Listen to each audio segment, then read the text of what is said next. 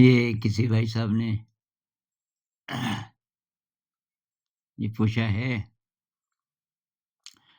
कि अगर आपकी लाइफ सर्कमस्टेंसेस अलग होते तो आप क्या फिर भी आध्यात्म के रास्ते पर चलते या कि आप बाकी लोगों की तरह एक वर्ल्डली लाइफ जीते?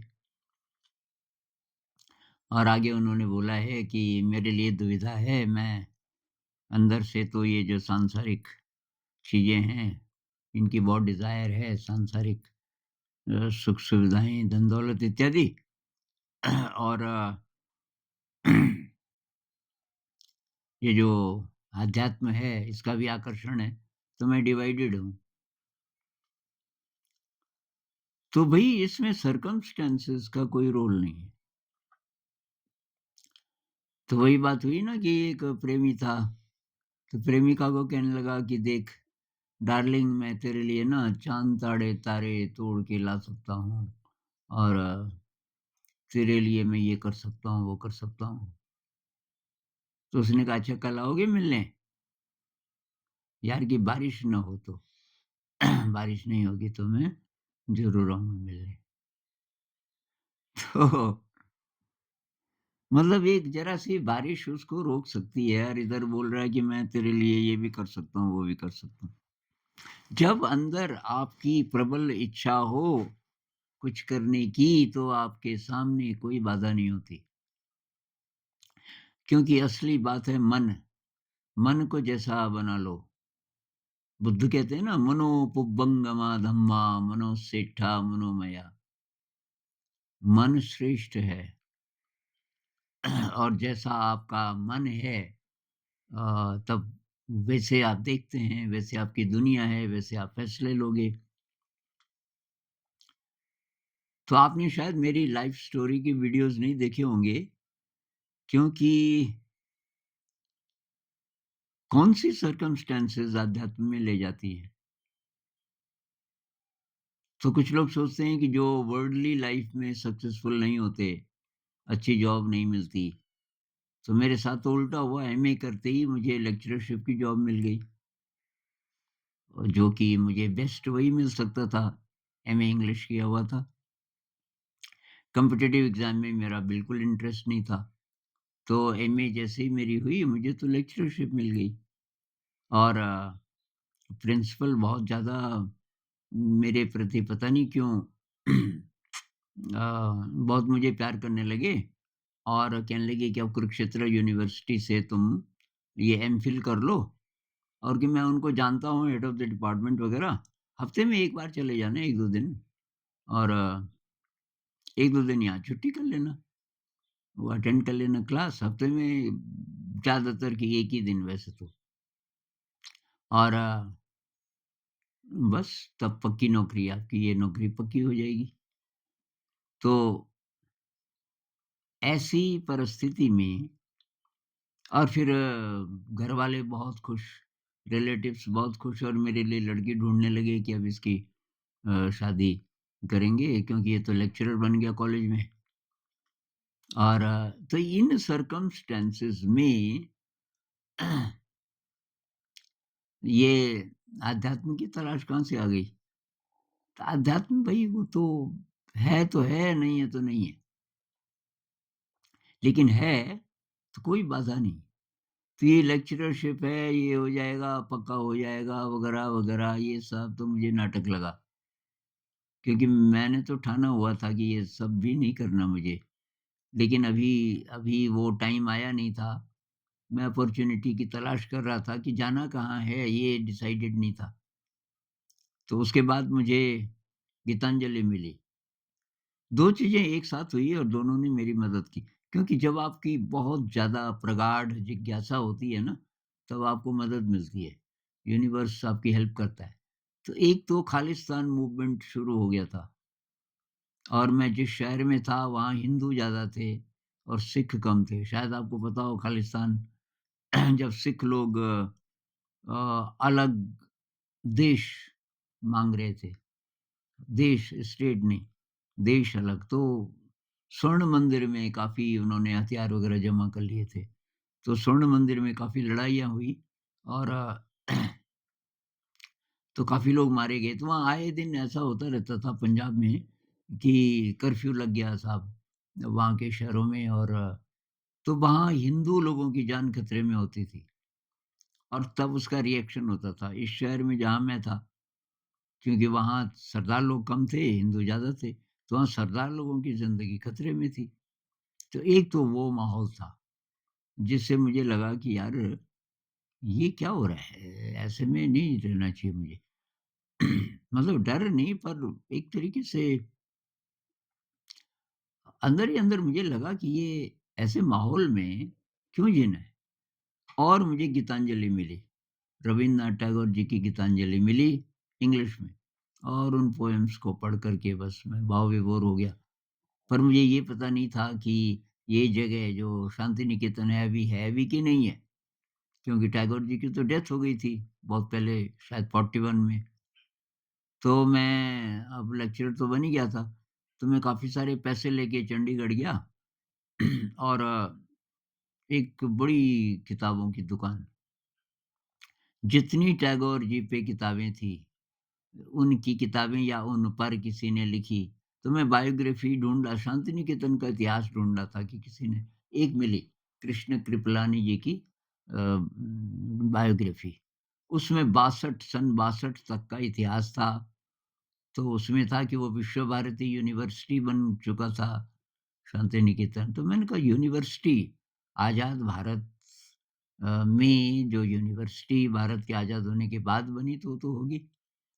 तो बस तब पक्का हो गया मेरा कि मुझे जाना ही है। तो भई मैं मेरे लिए तो वर्ल्डली सक्सेस बहुत आसान रही, कभी भी। बहुत सालों के बाद मैं घूमते किसी जगह था। अचानक मन में इच्छा आई कि अगर मैं कंसल्टेंट बन जाऊँ तो बहुत कम टाइम में और बहुत पैसा आ जाएगा, तो मैं कुछ दिन के लिए कंसल्टेंसी कर लूँगा, उसके बाद फिर घूमूँगा। और जैसे ही ये इच्छा आई और उसके कुछ ही महीनों बाद मुझे कंसल्टेंसी मिलने लग गई। कंसल्टेंसी मतलब एक ही दिन में कई हज़ार। तो उस समय ये बात है आपकी 80s की। उस समय के हिसाब से बहुत पैसा होता था। मतलब 8-10 दिन आपने काम किया और आपको 40-50 हज़ार रुपए मिल गए। तो 40-50 हज़ार रुपए में तो मैं 15-20 साल घूम सकता था भारत में उस समय। क्योंकि बहुत सारी संस्थाओं को जानता था। खाने और रहने के लिए तो पैसे कभी मुझे देने नहीं पड़े, बहुत रेयर। तो ख़ैर, तो भई आपकी जो प्रॉब्लम है ना, वो अलग है। आपकी प्रॉब्लम ये है कि वर्ल्डली डिज़ायर्स हैं आपके अंदर। जब तक अनावश्यक वर्ल्डली डिज़ायर्स हैं, अनावश्यक क्या होती है? भई एक तो आपको रोटी चाहिए, कपड़ा चाहिए, मकान चाहिए, है ना? ये बेसिक नेसेसिटी चाहिए।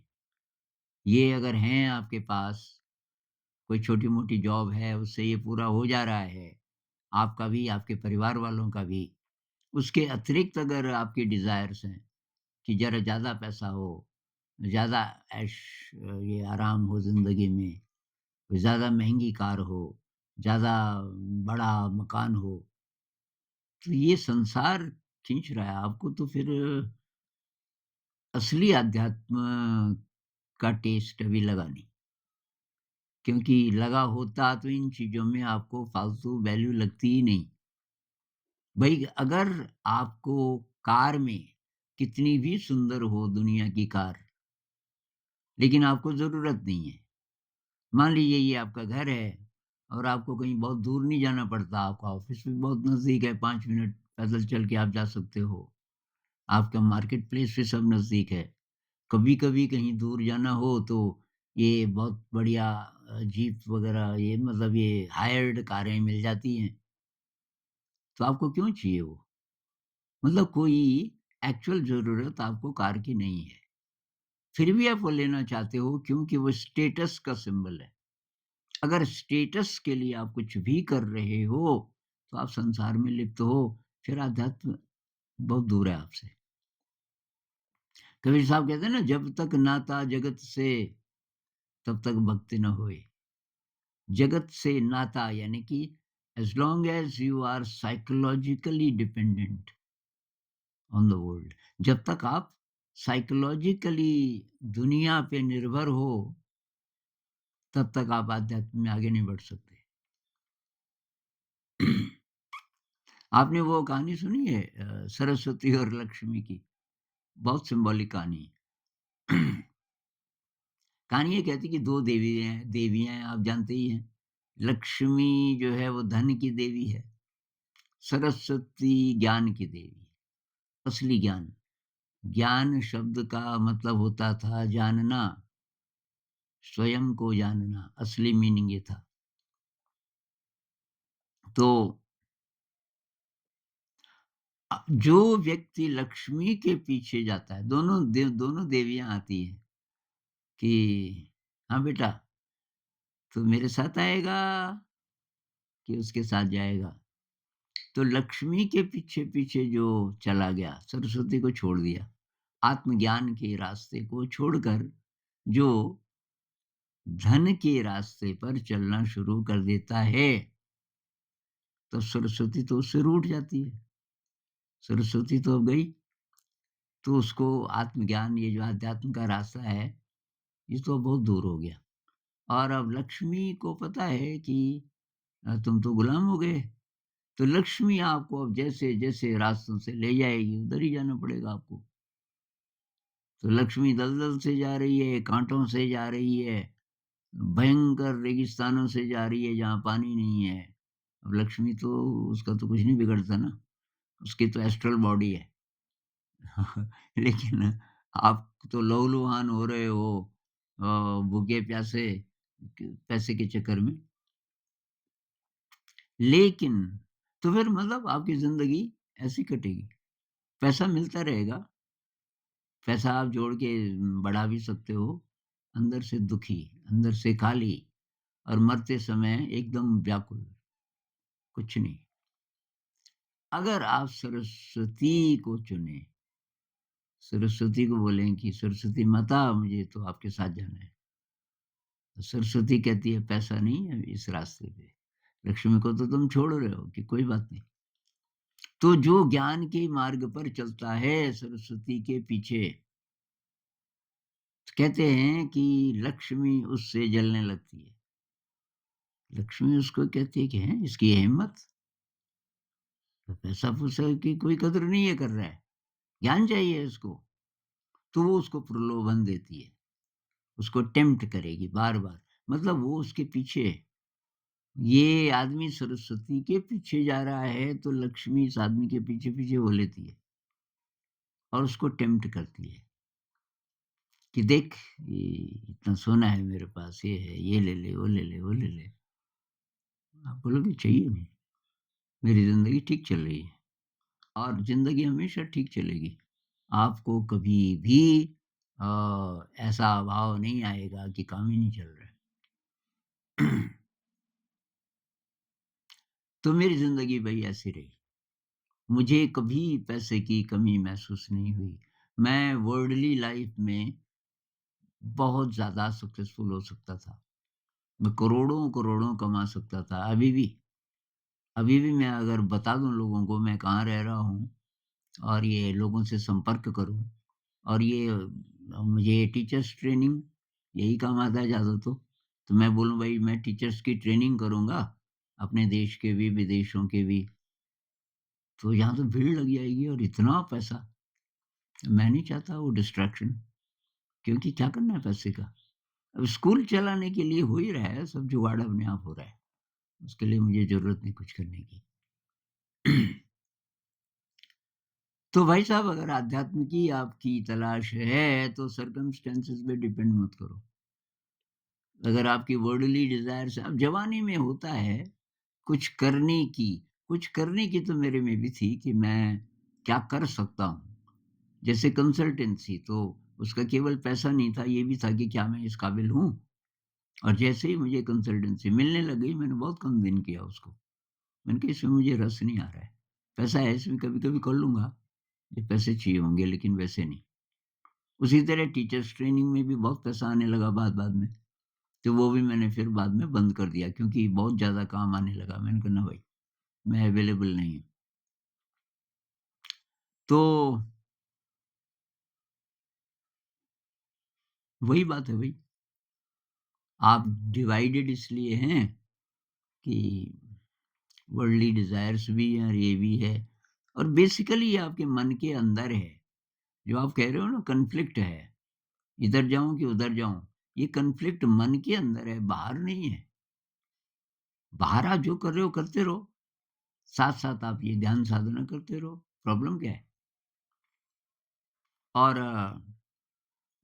वर्ल्डली जो चीज़ें आएँगी तो आएँगी, उनका दुरुपयोग मत करो और उनसे उनसे आप अपने को डिफाइन मत करो।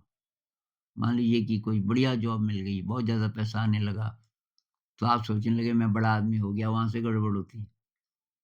तुम तो वही आदमी हो भई, पैसा आने लगा ना, तो पैसे का दुरुपयोग मत करो, जितना आपको चाहिए यूज़ कर लो और फालतू नहीं, फालतू ऐश-आराम नहीं और जो अतिरिक्त है उससे कुछ अच्छा काम करो समाज में, तो बैलेंस ठीक-ठाक रहेगा।